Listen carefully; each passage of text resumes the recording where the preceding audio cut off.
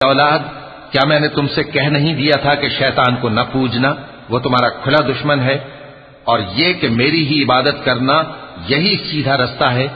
اور اس نے تم میں سے بہت سی خلقت کو گمراہ کر دیا تھا، تو کیا تم سمجھتے نہیں تھے؟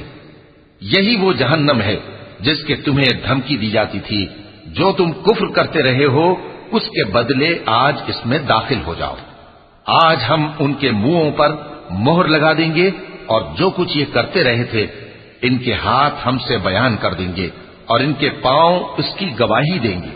وَلَوْ نَشَاءُ لَطَمَسْنَا عَلَىٰ أَعْيُنِهِمْ فَاسْتَبَقُوا الصِّرَاطَ فَأَنَّىٰ يُبْصِرُونَ